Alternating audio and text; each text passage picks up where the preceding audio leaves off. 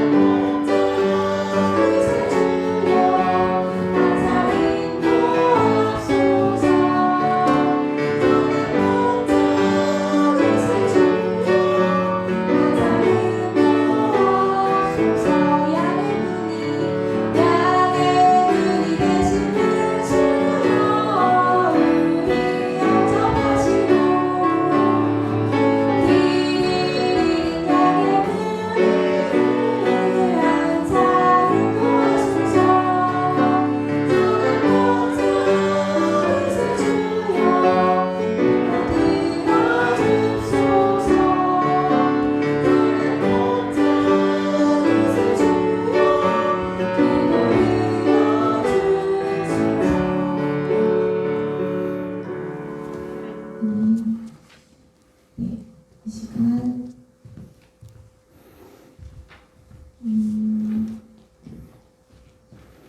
아무것도 주님을 같이 찬양하겠습니다. 이 가사의 고백처럼 우리도 우리 삶의 고백이 그렇게 되길 바랍니다.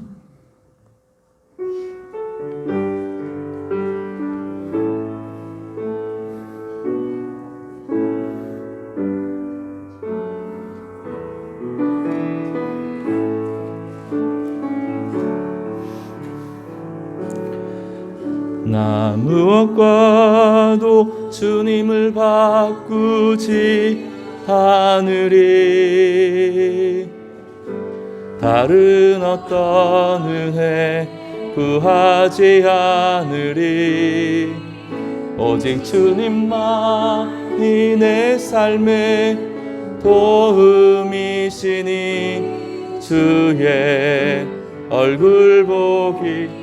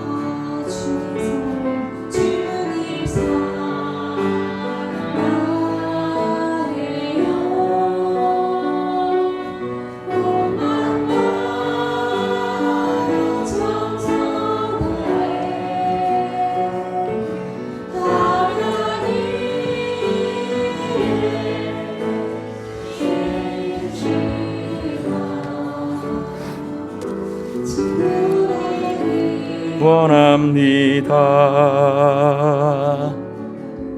나 무엇과도 주님을 바꾸지 않으리.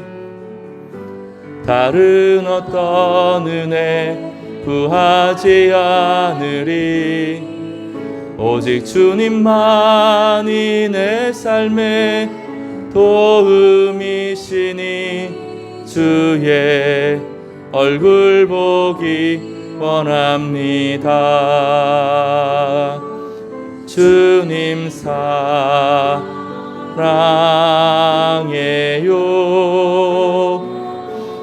온 마음과 정성 다해 하나님의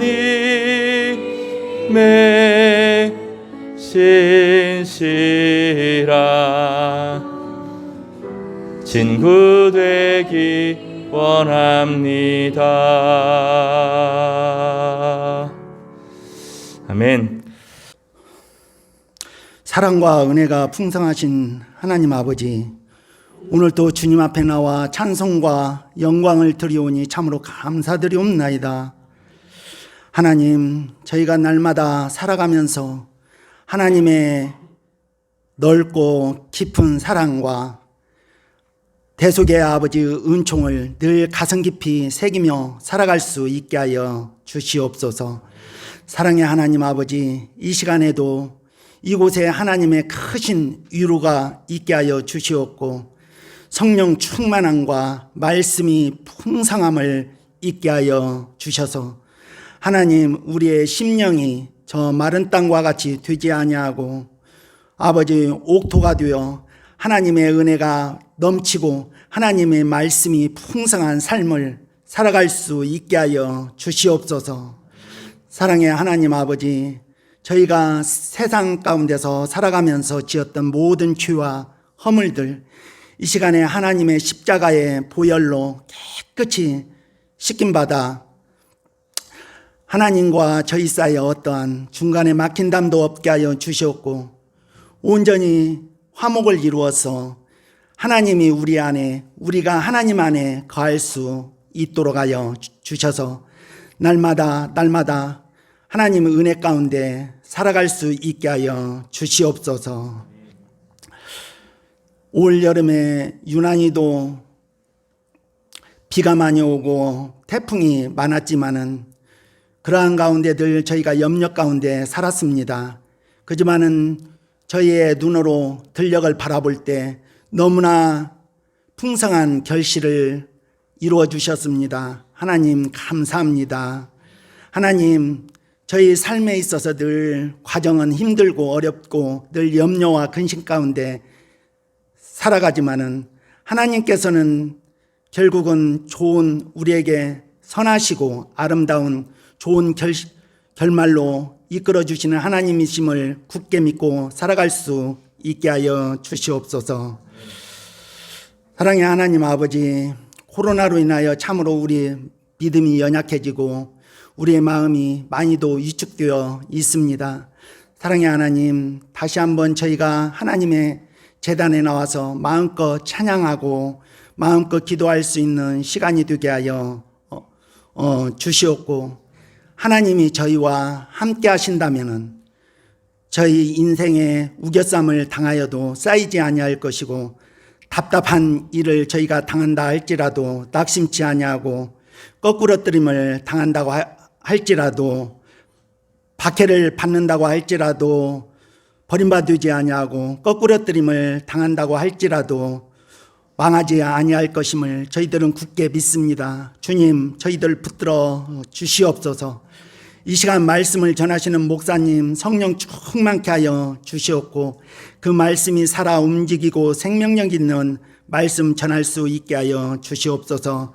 그리고 하나님께서 더욱더 풍성한 지혜를 허락하여 주셔서 하나님께서 이 맡겨두신 하나님의 몸된 교회와 양무리들을 잘 이끌어갈 수 있도록 주님 도와주시옵고 함께하여 주시옵소서. 사랑의 하나님 아버지, 특히 연로하신 우리 성도님들 하나님 찾아가 주셔서 하나님의 풍성한 위로가 있게 하여 주시옵고 날마다 저 천국의 아버지 소망을 간직하며 살아갈 수 있게 하여 주시옵소서. 지금도 아버지 질병으로 치료 중에 있는 주의 자녀 주님 찾아가 주시옵고 하나님의 능력의 손으로 안수하여 주셔서 어서 속히 회복될 수 있도록 주님 도와주시옵고 함께하여 주시옵소서. 사랑의 하나님, 해외에 나가 있는 그리고 타지에 있는 군문에 있는 주의 자녀들 하나님 어디에 있든지 하나님께서 늘 주의 눈동자로 지켜주시옵고 늘 하나님의 품 안에 품어 주시옵소서. 이 시간도 온전히 저희와 함께하여 주실 줄을 믿사옵고 예수님의 이름으로 기도드리옵나이다. 아멘. 오늘 가루 서말 속에 누룩을 넣은 여인이라는 제목으로 함께 좀 즐거운 시간 보냈으면 좋겠어요. 오늘 말씀은 희망이 넘치는 하나님의 나라, 하나님의 그 능력에 대해서 우리 가운데 소개하고 있는데 이 본문의 의도대로 여러분과 함께 교제하고 나눌 수 있기를 바랍니다. 근데 오늘 본문은 원문에 보면 조금 번역이 달라요. 특히 다른 부분들은 큰 차이가 없는데 33절에 비유로 말씀하시되 천국은 마치 한 여자가 가루 서말 속에 몰래 누룩을 넣어서 부풀게 한 것 같다 이렇게 되어 있어요. 몰래라는 단어가 이 안에 사실은 담겨 있습니다. 이제 우리나라 성경에서는 이게 몰래 왜 누룩을 넣지? 이러면서 좀 어감이 좋지 않아서 뺐는데 원래 헬라어 성경에도 이 몰래라는 단어가 있고 다른 영어 성경이나 독일어 성경이나 모든 성경들에 몰래 넣었다 이런 번역이 있습니다. 오늘 그래서 이 천국을 심는 우리 신앙생활을 할 때 어떤 경우는 드러내놓고 이렇게 하자 하는 경우도 있지만 성도들이 일상을 살아가면서 남들 모르게 조용하게 그러나 하나님의 뜻이 우리 가운데 이루어지기를 위해서 남편을 위해서 기도하기도 하고 또 아내를 위해서 기도하기도 하고 또 자녀들을 위해서 기도하기도 하고 그렇게 하죠. 또 교회를 위해서도 남들 드러내지 않고 조용하게 보지 않는 곳에서 청소하고 보지 않는 곳에서 기도하고 보지 않는 곳에서 남에게 선한 마음을 품는 것 이것이 하나님 나라에서 얼마나 중요한지 우리 일상에 대한 이야기를 천국과 함께 나누어 보려고 합니다. 마태복음 이 13장은 천국에 대한 예수님의 주옥과 같은 비유가 담겨 있습니다. 그 중에 오늘 읽었던 이 두 비유, 천국은 이렇게 말하면서 하는 이 두 비유, 하나님 나라는 천국은 이렇게 말하는 두 가지 비유는 하나는 겨자씨 비유고 또 하나는 이 누룩을 몰래 넣은 여인의 비유입니다. 마음속에 여러분 이 세상을 예수님 믿는데 세상을 살아가는데 하나도 불편하지 않다. 예수님을 믿고 세상을 살아가는데 하나도 불편하지 않다. 제가 말씀드릴 수 있겠습니다. 그 사람은 하나님 백성이 아닙니다. 우리 안에 천국이 들어와 있으면 내 안의 천국과 세상의 질서가 늘 충돌하게 돼요. TV를 봐도 불편하고 막 음란한 거 나오고 하면 불편하고 사람들이 막 뒷담화 하는 걸 보면 같이 막 하는 게 아니에요. 하면서도 늘 불편하고 늘 불편해요. 늘. 내 안에 천국이 있는 사람은 늘 불편해요. 세상의 그 힘의 질서, 거짓의 질서, 뒷담화하고 막 사람들을 모아서 하는 여러 가지 것들이 늘 마음에 불편해요. 그래서 예수님 믿는 사람은 세상 살아가는데 불편해야 됩니다. 신앙 그럼 처음에는 불편하겠지만 어느 날부턴가 이 하나님의 나라, 내가 누리고 있는 하나님의 나라, 내 안에 있는 하나님의 사랑을 다른 사람과도 좀 나누고 싶어요. 기도도 하기도 하고. 근데 이게 해보자고 하면 선뜻 따라오지를 않습니다. 우리 중보 모임 한번 해보자. 우리 성경을 읽고 한번 좀 나눠보자. 우리 좋은 독서 모임을 한번 해보자. 성경을 암송을 해보자. 우리 아이들을 위해서 한번 기도를 해보자. 아무도 안 도와줍니다. 뭐 제도적으로는 하지만 마음에서부터 우러나서 뭔가를 하고, 또 이 교회 안에서는 또 마음이 맞는 사람들인데 세상에서 뭔가를 선한 일을 해보려고 하면 더 심각하게 부딪힙니다. 예수님 믿는 것은 대가를 치르는 것입니다. 제가 그 전주 와가지고 참 그리스도인지 많은 것이 참 좋아요. 저는 이제 대구에 살면서 좀 불편한 것도 많았고 정서가 좀 다른 것도 많았지만, 대구는 예수님 믿는 사람이 거의 없어요. 큰 교회가 있지만 사실은 거의 없어요. 뭐 20명에 1명, 30명에 1명 정도 예수님 믿습니다. 예수님 믿는다는 것은 대가를 치르는 거예요. 내가 교회를 다닌다 하는 것은 가족과 등을 지는 것이고, 직장에서 그 외면을 당하는 것이고, 그런 일들이 비일비재해요. 점점점 불교의 색채가 강해지면서 이 대가를 치르는 거거든요. 예수님 믿는 것은 영생을 얻는 것이고, 영생은 내 안에 하나님의 나라가 들어와 있는 것이고, 그 영생을 누리고 살아가는데 세상의 모든 것을 세상의 방식과 똑같이 살아간다고 하는 것은 좀 이상하지 않아요? 뭔가 불편하고 뭔가 다르고 뭔가 선을 넘는 거죠. 이제 이 선을, 이 하나님 나라와 이 세상의 나라의 선을 넘는데, 어떤 사람은 좀 부드럽게 설득되어서 넘어가는 사람이 있는가 하면, 아무도 안 믿는 것 가운데서 딱 믿으려고 하면 그 선을 딱 넘어야 대가를 치러야 되고, 이것을 지나치게 강조하면 뭐 구원파 같이 몇 월 며칠 몇 시에 예수님 믿었느냐 이렇게 거듭남에 대해서 이야기를 하지만, 구원파는 아니더라도 우리도 누구나 다 예수님 믿기 위해서 거듭남의 은혜를 누리는 동안에 내가 예수님 믿고 믿음을 따르겠다 하는 것은 세상의 방식과는 다른, 세상에 망하는 나라가 아니라 영생을 취하는 방식을 하겠다 하는 것을 말합니다. 우리는 교회 생활을 하지만 이 교회 생활은 같이 그냥 우리끼리 북적북적하고 재밌게 지내는 것이 아니고 천국에 함께 들어와서 사는 것입니다. 세상과는 다른 이 딱 끊어지는 선이 있는 거예요. 예수님을 내가 믿을 때 이 세상의 그 악한 방식을 이제 거절하고 하나님의 방식대로, 하나님 나라의 방식대로 살아가는 것을 말하는 거죠. 그래서 이 영생을 얻는 것은 세상과 분리되는 것이고, 세상의 그 악한 질서에서 벗어나는 것이고, 하나님의 은혜에 참여하고 은혜의 방식대로 살아가게 되는 그 시작점인 것입니다. 그래서 불편해야 돼요. 한 주간 살면서 불편해야 돼요. 제가 청년들이랑 또 사회생활하는 여러분들이랑 이야기하면서 그런 얘기를 들어요. 사람들이 막 뒷담화를 한다는 거예요. 뒤에서 직장생활을 하는데 뒷담화를 막 한다는 거예요. 잠깐은 거기에 섞여 있는 것이 뭐 좋은데 시간이 지나면 그렇게 불편하다는 거예요. 같이 그 막 하면 뒤에서 욕하고 막 이래야 친구가 되고 술 마시면서 한바탕 막 퍼부어야 되는데, 이 마음속이 불편한 거예요. 왜냐하면 성령이 우리 가운데 계시고 아무리 악한 사람이라 하더라도 그 사람도 하나님의 형상으로 지은 부분이 있는데, 그 하나님의 형상으로 지은 사람을 내 입으로 막 욕하는 것이 불편한 거죠. 세상의 방식처럼 안 돼요. 우리가 못 사는 그 선들이 있는 것입니다. 예수님을 믿는다는 것은 이 세상의 질서를 버리는 것을 말하고, 예수님께서 가르쳐 주시는 하나님 나라를 받아들이는 것입니다. 근데 주님은 죽어서만 하나님 나라를 간다고 말하지 않고, 오늘 하나님 나라가 우리 가운데 왔고 그 하나님 나라를 오늘 살아간다고 말합니다. 우리가 성도들이 이렇게 반가운 건 이유는 무엇이냐면, 긴장할 필요가 없기 때문에 그래요. 하나님 나라의 백성이고 같은 질서 안에서 같은 사랑을 누리면서 살아가기 때문에 긴장할 필요가 없어요. 그냥 마음 편하게 우리의 소원을 함께 아뢰고 참 바르게 살아가고 또 하나님 뜻대로 살아가는, 서로 격려할 수 있기 때문입니다. 옆에 한번 좀 보시기 바랍니다. 동료들이잖아요. 믿음의 동료들을 함께 만나니 그렇게 좋은 이유는 단지 오랫동안 우리가 만나서 그런 것이 아니라 같은 하나님 나라의 백성으로서 살아가고 영생을 함께 누리는 그런 성도들이기 때문입니다. 그러나 주님은 힘들어요. 다시 말하면 세상 살아가는 것이 힘들어요. 힘든데 주님은 이 세상에서 예수님을 따르고 믿는 사람들의 노력이 결코 헛되지 않다. 오늘 본문에 보면 결코 헛되지 않다. 그리고 이 세상에서도 결과를 낸다. 그 말씀을 하는 겁니다.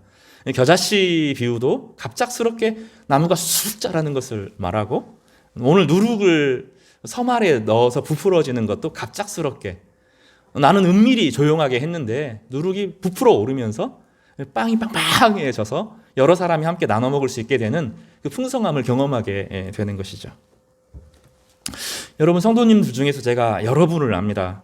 은밀하게 기도하고 은밀하게 교회를 섬기고 남들 보지 않는 곳에서 막 시켜서 하는 것이 아니라 마음 깊은 곳에서부터 그 한 사람 한 사람을 생각하면서 봉사하고 섬기고 기도하는 분들이 있음을 알아요. 때로는 교회 안에서 기도하기도 하고 여의치 않아서 집에서 기도하시기도 하지만 그런 마음을 품고 사시는 분들이 여러 분 있어요. 또 어떤 분은 남편이 안 믿기도 하고 자녀들과의 늘 갈등하지만 늘 기도하면서 하나님의 꿈이 이루어지기를 바라는 분들이 있습니다. 본문은 뭐라고 말하냐면 반드시 열매를 맺는다. 이 얘기를 하는 거예요. 우리가 아무도 모르는 곳에서 내가 주님 앞에 주님을 사랑하는 마음으로 하나님을 따라가면서 하는 모든 것은 의미와 가치를 가진다.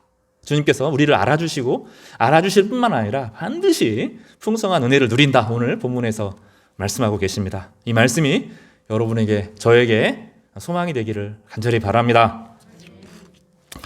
먼저 좀 살펴볼 것은 이 누룩이라는 것입니다. 오늘 제가 31절, 32절보다는 33절 한 절을 중심으로 설교를 할 거예요. 외우셔도 좋습니다. 31절이니까 외우셔도 좋겠습니다. 이 누룩이라고 말하죠. 누룩을 밀가루에 넣고 버무려서 발효를 시키면 어떻게 되죠? 해보셨어요? 빵빵하게? 부풀어 오릅니다. 근데 성경에서 누룩은 별로 긍정적인 이미지로 사용된 경우가 없어요.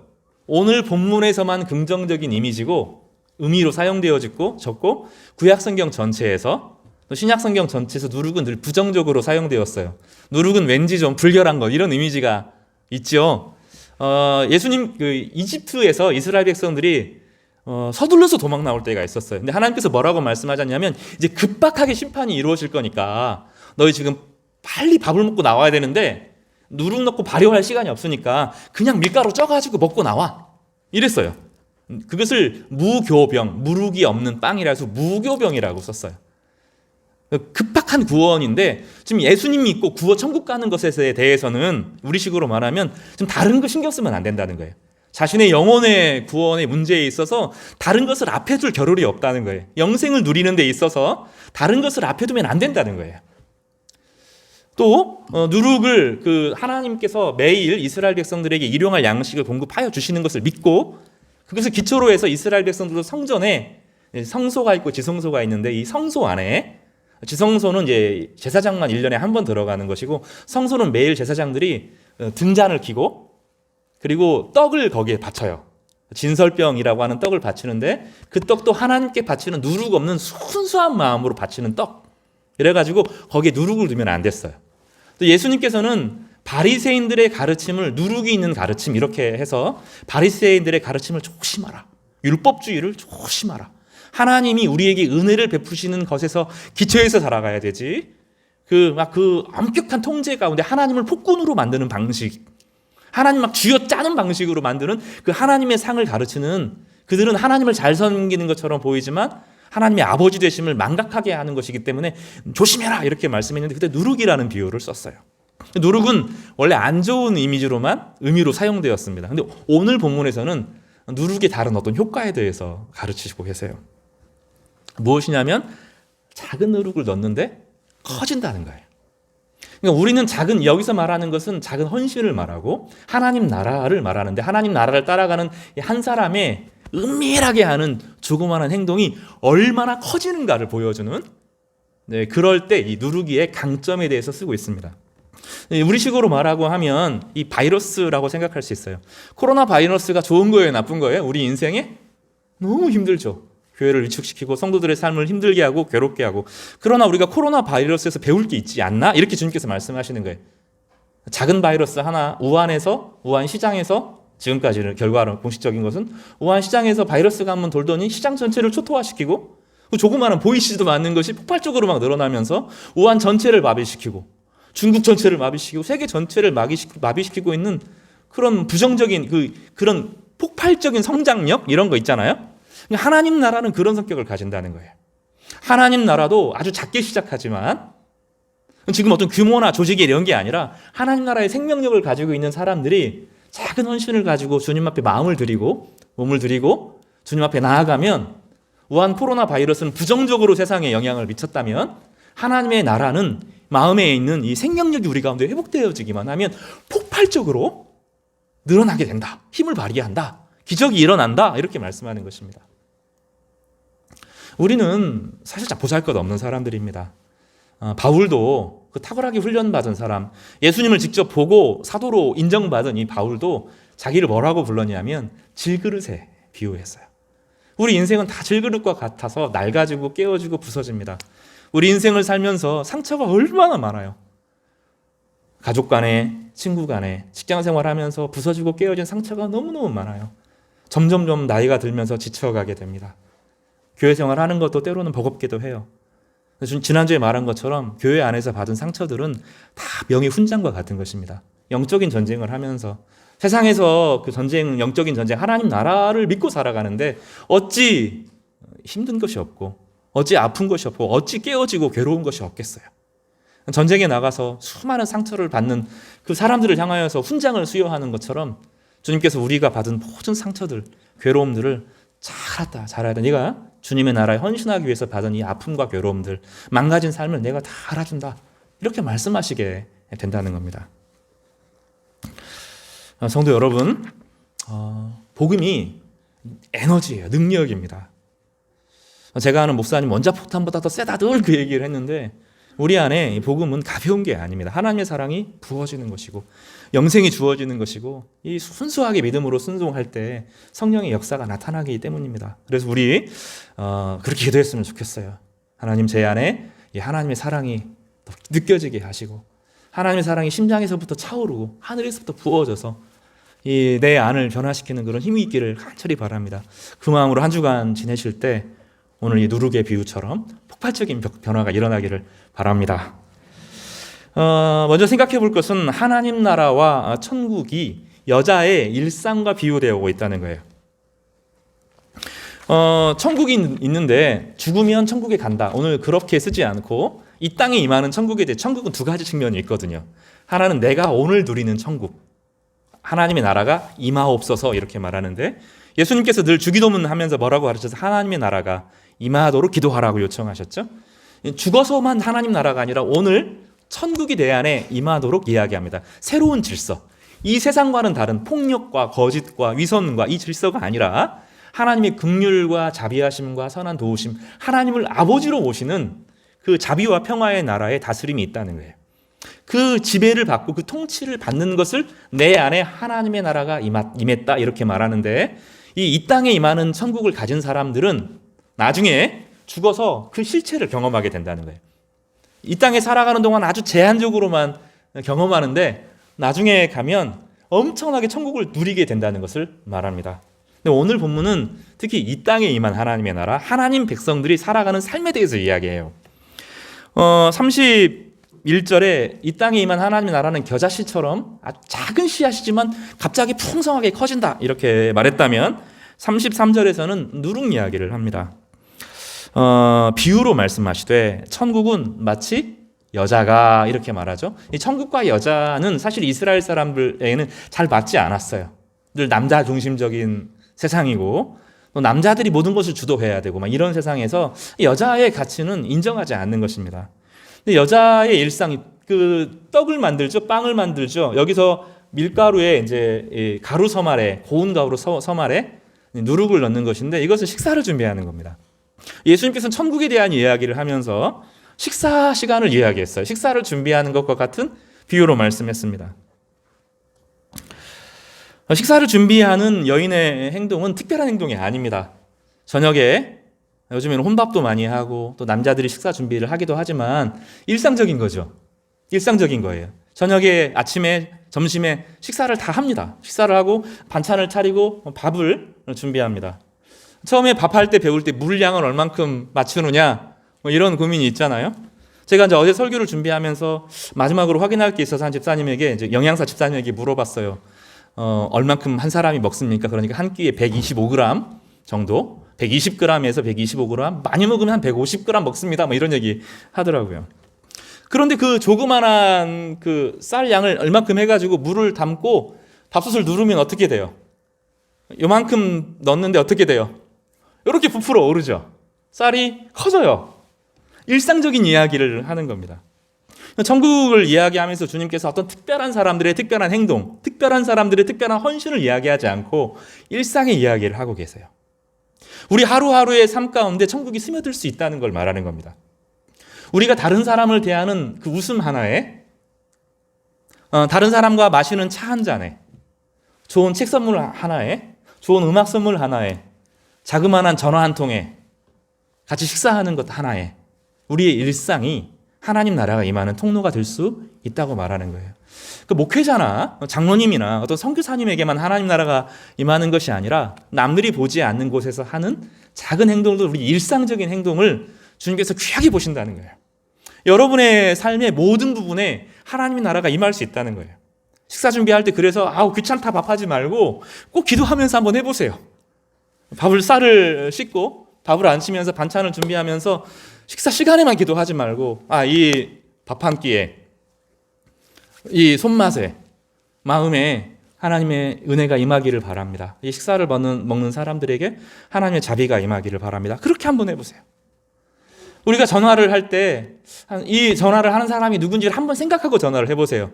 이 사람은 하나님이 창조한 사람이지, 하나님의 능력을 경험할 사람이지, 이 사람을 통해서 하나님의 선한 일이 나타날 그 사람이지 하고 기대하는 마음으로 마음을 담고 기도해보세요. 그리고 전화를 하세요. 작은 행동들 남들이 보지 않는 이 일, 천국이라고 하는 게 엄청난 일이 일어날 것처럼 보이는데 그게 아니라 우리 작은 행동들 하나하나에 하나님의 의미가 담겨 있다는 것입니다. 직장 생활에서 만나는 바로 그 사람, 아직 천국을 모르고 하나님 나라를 알지 못하는 그 사람이어도 그렇게 대하지 말고 평안을 가지고 대하고 소중하게 대하려고 하고 그 사람의 상처가 치료되고 그 사람의 아픔이 치료되기를 바라는 마음으로 눈웃음을 짓고 그 마음을 담아서 하는 그 모든 행동들 가운데 하나님의 천국이 임한다고 오늘 본문은 약속하고 있는 것입니다. 아주 보잘것없는 이 사람을 통해서 하나님 나라가 임합니다. 예수님께서 십자가에서 죽으셨어요. 그리고 정말로 무덤에 장사되었습니다. 그리고 예수님께서 부활하셨어요. 근데 부활하셨을 때 놀랍게도 베드로와 야고보와 요한이나 이런 사람들이 예수님을 처음 보고 목격한 게 아닙니다. 예수님이 살아나셨다 하는 소식을 처음 전한 것은 마리아였어요. 막달라 마리아가 예수님을 복음을 듣고 그 소식을 베드로에게, 요한에게 전합니다.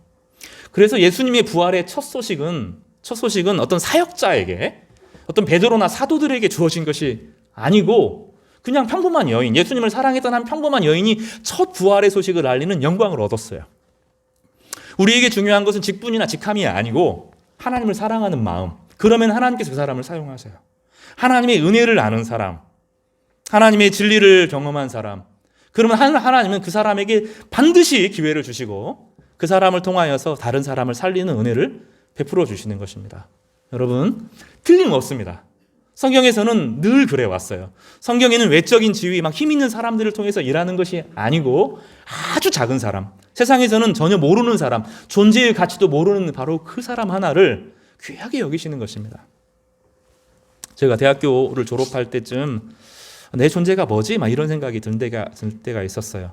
나는 아무것도 아닌 것 같고 내 인생의 의미는 뭔지 막 두려울 때가 있었어요. 근데 어떤 책을 읽으면서 누군가 그런 글을 쓴 것을 보았어요.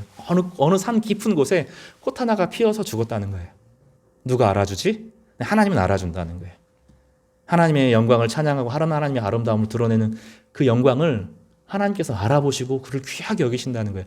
세상을 창조하시는 분, 세상을 다스리시는 분이 그 꽃 한 송이가 피었다가 사라지는 것을 귀하게 여기신다는 거예요. 여러분의 인생 중에 소중하지 않은 인생은 하나도 없어요. 이 땅에 인간으로 태어난 모든 사람은 하나님 앞에 그렇게 존귀한 거예요. 하나님의 형상대로 지음받았어요. 여기에 있는 모든 사람 중에서 하나님의 형상대로 지음받지 않은 사람은 단 하나도 없습니다. 하나님과 똑같이 만들어졌어요. 형상대로 지음받았다는 것은 하나님과 똑같이 만들어졌다고 말하는 겁니다. 그래서 우리는 누구도 경멸하지 않고 누구도 무시하지 않고 한 사람 한 사람을 그렇게 귀하게 대하는 것입니다. 구약 성경에 있는 야곱, 신약 성경에 있는 야고보, 사실 똑같은 이름이 같은데 동일한 신앙 고백을 해요. 자기의 원수 같은, 자기를 죽이려고 했던 자기 형 에서를 향하여서 형 얼굴을 보니 하나님의 얼굴이 거기 있습니다 이렇게 고백했고, 신약 성경에 예수님의 동생 야고보죠. 나중에 뭐라고 말하냐면 하나님의 형상으로 지은 형제 자매를 함부로 욕할 수 없다 이렇게 말하면서 모두가 하나님의 형상으로 지음받았다고 귀하고 소중하게 여기도록 말하고 있습니다. 그렇다고 하면 여러분들은 어떻겠습니까? 하나님의 형상으로 지음받았을 뿐만 아니라 예수 그리스도의 피로 구속받은 여러분들입니다. 하나님의 생명에 예수님의 피값으로 여러분이 살아났습니다. 성령께서 여러분에게 찾아오셨어요. 그러면 신적인 존재가 되는 것입니다. 신적인 성품이 신의 성품이 골로새서에 보면 신의 성품에 참여한 사람이 되는 것입니다. 이것은 신약에서 말하는 신이 된다는 뜻입니다. 그 당시 언어로 표현하면 신과 같은 존재가 되었다라는 말입니다. 얼마나 소중한지 모릅니다. 여러분 한 사람은 하나님의 형상으로 지음받았을 뿐만 아니라 예수 그리스도의 피로 구속받았고 성령의 오심을 경험했고 나중에 영생을 누리면서 하나님의 영광을 누리를 아주 귀하고 소중한 사람들인 것입니다. 그래서 여러분이 손대는 모든 것은 다 거룩한 것입니다. 밥 먹는 것, 사람들에게 전화하는 것, 사람들을 만나는 것, 하늘을 보는 것, 모든 것 다 거룩하고 거룩한 것입니다. 이 은혜를 누리시기를 바랍니다. 여러분에게 이 긍휼과 이 영광과 존귀함이 늘 나타나기를 주님의 이름으로 축복합니다. 오늘 본문에 보면 이제 본론이 핵심인데 가루 서말 속에 몰래 어떤 여인이 누룩을 넣습니다. 가루 서말이라고 해서 이제 우리나라 통계하고는 좀 달라요. 제가 여러 번 2주에 걸쳐서 이 도량령이 얼마인지를 좀 여러 번 살펴보았어요. 처음에 제가 읽을 때는 이 가루 서말 분량이 한 가족이 하루 먹을 분량 이렇게 되어 있는 주석들이 여러 곳 있더라고요. 근데 제가 여러 번 살피면서 고증을 여러 번 걸치니까 그렇지 않고 이 서말이라고 이 말이라고 부르는 단어가 그리스 사람이 쓰는 이제 도량령의 기초인데 사탄이라고 하는 도량령입니다. 복수로는 사타라고 되어 있는데 1사탄이라고 하는 이 도량령이 14리터 정도 돼요. 밀 14리터. 좀 감이 오시죠? 그러면 이 세스아라고 하면 42리터, 한 40리터 정도 됩니다.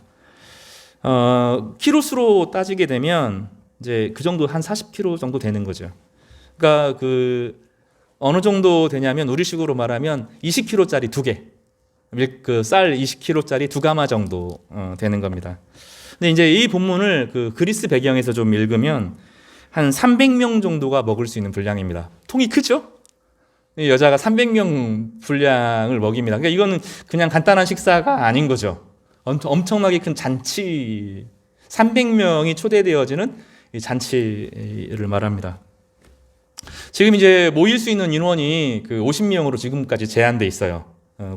한 공동체 안에 그 공간 안에 모일 수 있는 공간이 한 50명 정도 됩니다. 이제 곧 저희 교회 한 자매가 결혼을 하는데 그러면 이제 결혼식이 좀 어려워지는 거죠. 근데 좀 전화를 해보니까 홀이 하나가 아니라 여러 홀들을 쓸 수 있고 한 200명 정도 모일 수 있다 그러는 겁니다.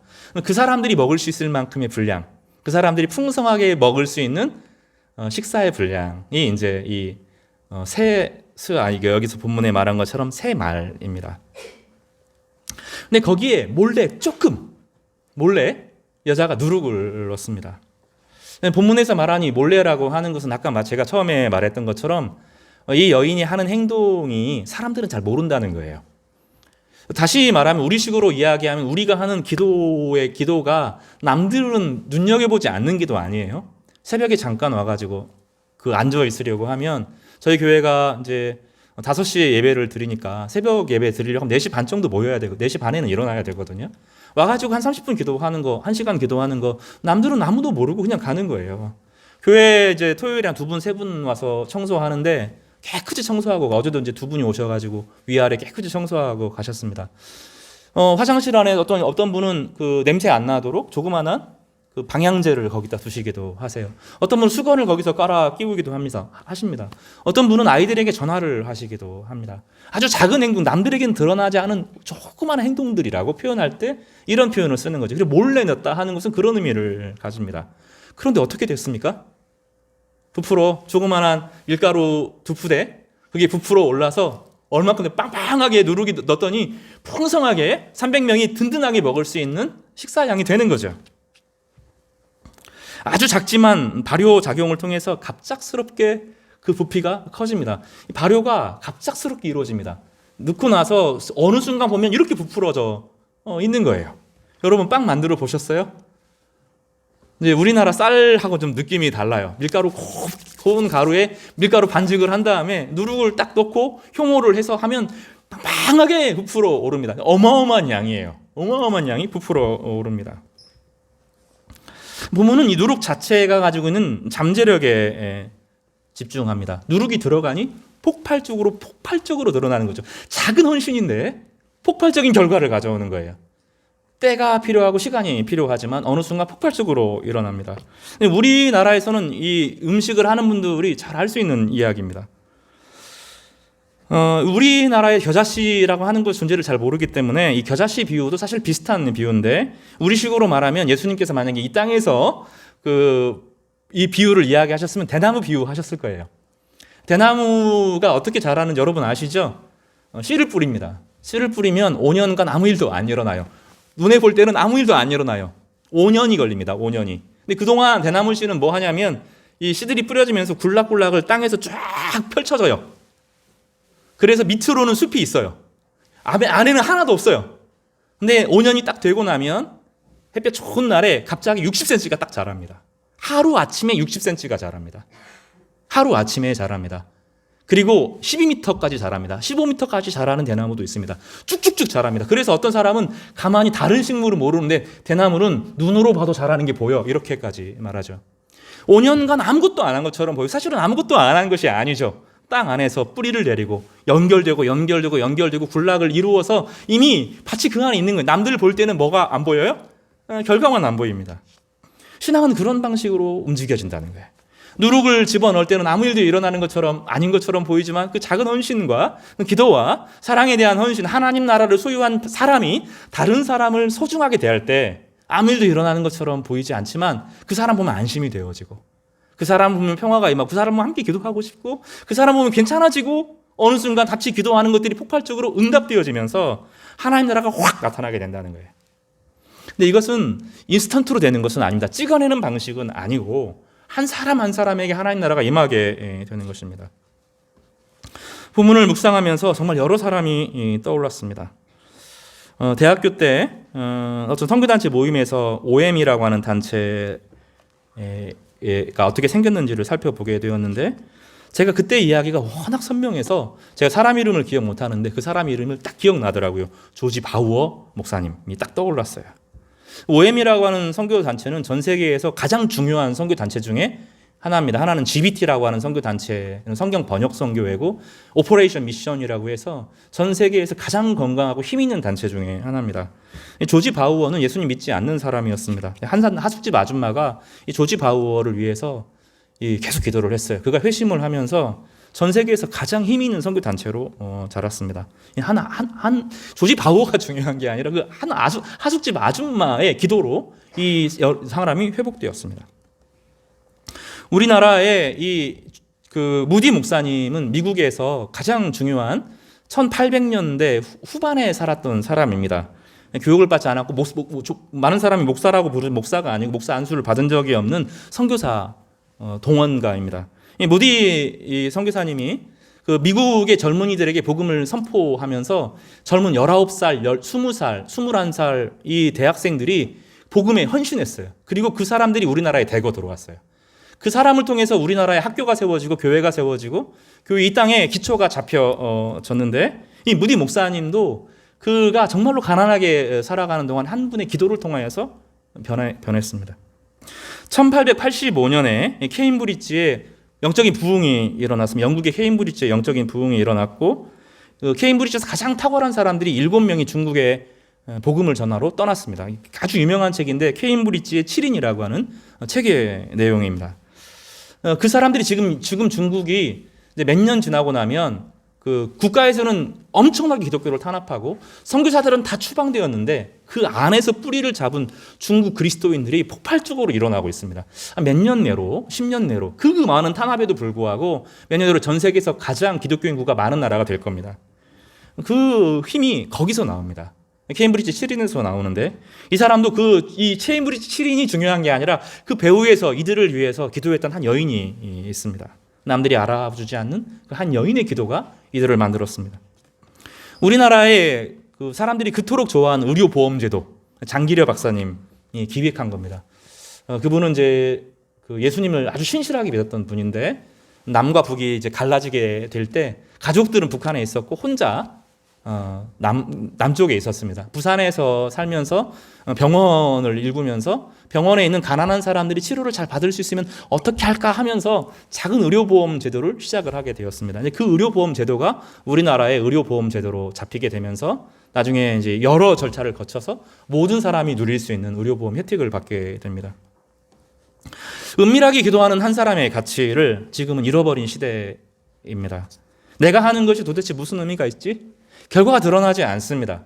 왜냐하면 이 찍어낼 수 있는 게 아니기 때문에 그래요. 프로파간다처럼 사람을 막 선동하는 것은 이게 복음이 아니기 때문입니다. 복음이라고 하는 것은 한 사람이 한 사람을 대하는 방식으로 예수님이 제자들을 한 사람 한 사람을 만남으로 전해지는 것이 기본적인 방식이기 때문에 복음은 내 안에 변화가 일어나야 되고 변화가 일어난 사람이 다른 사람을 소중하게 대하는 태도들 가운데 그 안에 나와 그 사람 사이에 예수 그리스도가 중심이 될 때 폭발을 하게 되거든요.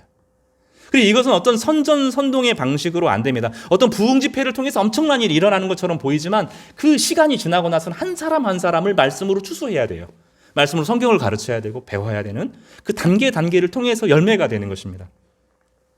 그래서 겉보기에는 복음은 아무 능력이 없는 것처럼 보입니다. 한 예수님의 인격과 예수님의 말씀을 배우고 전하기를 원하는 한 사람을 통해서 이루어지는 것이 복음의 힘입니다. 성령의 충만함은 다른 것으로 이루어지지 않습니다. 예수님의 인격과 예수님의 말씀을 묵상할 때 성령이 임합니다. 다른 외적인 것들은 제한적인 거예요. 어떤 감정이나 여기 진짜 성령의 역사는 성령은 기본적으로 예수님을 높이고 싶은 분이거든요. 성령은 자기를 드러내는 분이 아니라 예수님을 높이고 싶은 분이기 때문에 예수님의 인격을 묵상하고 예수님의 말씀을 깊이 묵상하면 성령이 임하게 되는데 내 안에 변화가 일어나게 되는 것입니다. 그러면 변합니다. 아무것도 일어나지 않는 것처럼 보이지만 사실은 내적으로 변화가 일어나고 있는 것입니다. 그래서 오늘 보면 우리에게 이것을 말하고 있는 것입니다. 긍정과 낙관의 복음. 복음이라고 하는 것이 힘겹게 세상과 살면서 어려운 것이지만 그렇지 않고 하나님 말씀을 믿고 기다리는 사람들에게 분명히 임한다라고 말합니다. 뜻을 정한 한 사람의 무게와 가치를 이야기하는 것입니다. 쌀 한 톨의 무게에 대해서 제가 말씀드린 적이 있습니다. 밥 한 끼 먹을 때 밥 한 끼가 아니죠. 인스턴트 하면서 후루룩 먹으면 안 된다고 그랬죠. 꼭꼭 씹어 드셔야 됩니다. 왜 그렇죠? 쌀 한 톨에 농부의 피와 땀이 달려있고 온 우주를 창조하신 하나님의 그 만드신 태양의 빛이 지속적으로 그 쌀 한 톨에 스며들어 있기 때문이고 이산화탄소를 산소로 바꾸는 그 광합성의 능력이 그 안에 들어있고 땅의 모든 자양분이 그 안에 흘러 들어왔기 때문이고 귀뚜라미 소리, 여치 소리, 바람 소리, 메뚜기 소리 다 그 안에 담겨 있는 것입니다. 그래서 그 식탁에서 식사 한 끼를 만날 때 사랑과 정성을 담아서 한 끼 식사를 딱 준비했을 때 그 먹을 때 그냥 에너지만 들어오는 게 아니라 사랑이 담기고 하나님의 은혜가 담긴 귀한 한 끼 한 끼 식사를 하는 거죠. 예수님은 보이지 않는 곳에서 일하셨어요. 로마의 식민지 시대에 선전하지 않고 팔레스타인에서 홀로 십자가를 지셨어요. 사람들이 막 선전선동 그렇게 하지 않고 홀로 십자가를 지셨습니다.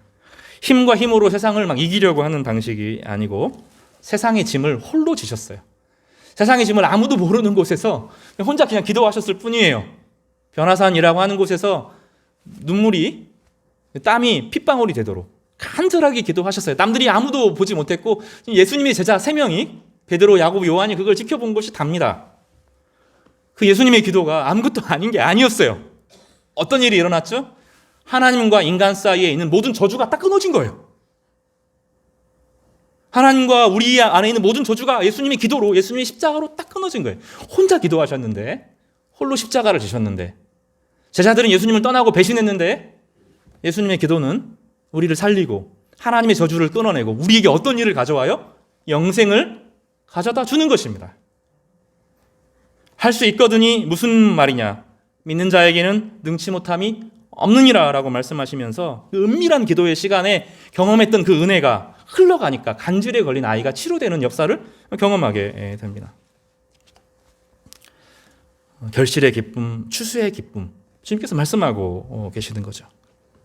성도 여러분, 우리가 하는 그 어떤 행동도, 하나님 안에서 하는 어떤 행동도 무의미하고 무가치한 것은 하나도 없어요. 하나님이 알고 계세요. 하나님이 알아봐 주세요. 그리고 때가 되면 결실하게 하십니다. 내 안에 발견한 천국. 내 안에 천국이 없으면 안 되는 거예요. 그러면 내 안에 그 예수님이 주시는 기쁨, 하나님과의 화해, 하나님이 주시는 영생의 기쁨, 그 기대, 그 소망, 이게 없이 살면 안 되는 거죠. 그 기대를 가진 사람이, 천국을 먼저 발견한 사람이 다른 사람을 향하여서 하는 작은 헌신들이 반드시 열매를 맺게 된다는 것입니다. 가루 몇 개 넣었을 뿐인데 어떤 일이 벌어져요? 빵빵하게 부풀어 올라서 300명이 먹고 넘치게 먹는 은혜를 누리게 되었던 것입니다. 겨자씨 비유와 누룩의 비유의 공통점은 누군가 하나님 나라의 통치와 하나님 나라의 다스림과 하나님 나라의 질서를 기다리는 사람이 있다는 것입니다. 하나님 나라의 능력에 대해서 신뢰해야 된다는 거예요. 이 능력, 이 누룩은 아무것도 아닌 것처럼 보이지만 폭발했던 것처럼 우리 안에 성령의 능력이 계시고 하나님 말씀이 있고 하나님 나라가 있으면 믿어야 된다는 거예요. 믿음으로 반응하면 반드시 열매를 맺게 된다는 것입니다. 지난 몇 개월간 우리는 죽은 듯이 살았어요. 이게 하기 싫어서 그런 것이 아니라 세상을 돌보아야 되는 책임이 있기 때문에 공적인 예배를 중단하면서까지 이 세상을 지키려고 노력했습니다. 그래서 우리가 손해를 본 것이 많아요. 슬슬 기지개를 킬 때가 돌아온 것도 같습니다. 근데 하나님 조금 더 멈추라고 하면 우리 또 그럴 수 있어요. 사랑하기 때문에 그런 것입니다. 그러나 이 멈춘 것이 아니라 홀로 골방에서 기도하죠. 또 어떤 가족들은 꾸준히 끊임없이 가족 예배 드린다고 그런 얘기 하는 분들이 저에게 여러 분 이야기하셨어요. 가족 예배 드립니다. 혼자 성경 한 절 연구하는 거죠. 성경을 연구하고 신앙적인 책들을 읽고 좋은 성도들을 만나고 그들을 위해서 기도하는 은밀하게 머물러 있는 시간들이 있어요. 하나님이 아신다고요. 함께 못 모여도 하나님께서 아시고 그 마음을 아시고 때가 되면 폭발하게 하실 거예요. 여러분의 삶 가운데 그런 역사가 일어날 거라고 약속하고 계시는 것입니다.